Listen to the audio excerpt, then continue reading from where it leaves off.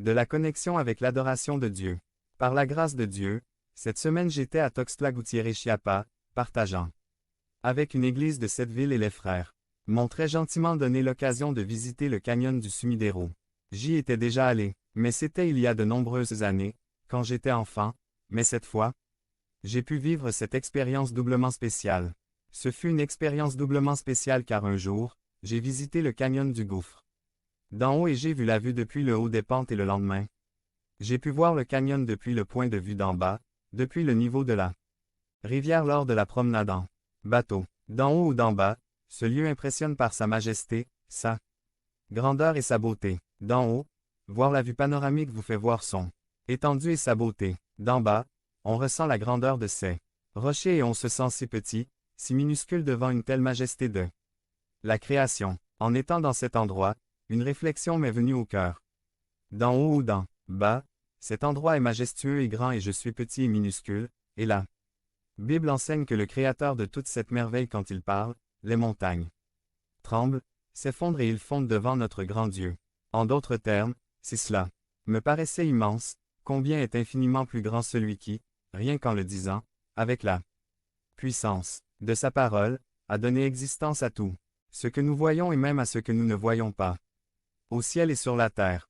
Si nous sommes impressionnés, sans voix, impressionnés par la création, combien plus devrions-nous être impressionnés par le Créateur de toutes choses? Et c'est précisément ce qu'est l'adoration. Il n'y a rien ni personne dans cet univers qui devrait avoir toute notre attention, notre amour, notre confiance, notre admiration, notre adoration.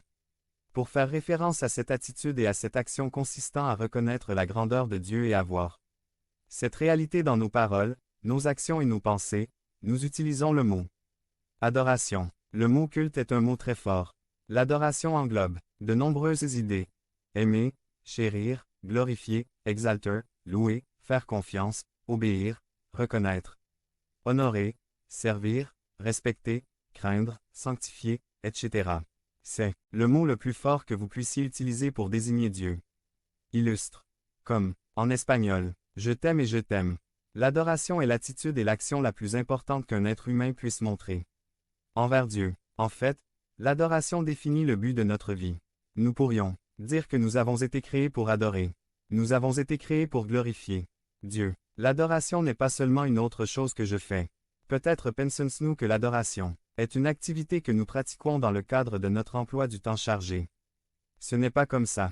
L'adoration est dans tout ce que je fais. Le culte n'est pas facultatif. En fait, ce que je fais et comment je le fais montre qui j'adore. Nous sommes des adorateurs. La question n'est pas de savoir si j'adorerai, mais qui j'adorerai. Lorsque nous n'adorons pas Dieu, nous adorons n'importe quoi ou n'importe qui. Le Westminster Shorter Catechisme le résume ainsi. La fin principale de l'homme est de glorifier Dieu et de jouir de lui pour toujours. Par conséquent, en tant qu'Église locale, l'une des responsabilités et des défis fondamentaux de ceux d'entre nous qui entretiennent une relation croissante avec Christ est d'adorer. Et pour réfléchir à ce que l'adoration englobe, j'aimerais que nous considérions un passage du livre de 1 Chroniques 16, au verset 8 à 12. Pour donner un peu de contexte, nous sommes à l'époque du roi David à Jérusalem. Et David a le désir d'amener l'arche de l'Alliance dans la ville, pour laquelle il a ordonné de construire une tente spéciale pour abriter l'arche. L'arche d'Alliance était un objet qui avait la forme d'un tabouret fait d'or et de bois, un tabouret pour reposer ou soutenir vos pieds. Cet objet représentait la présence de Dieu auprès de son peuple. C'était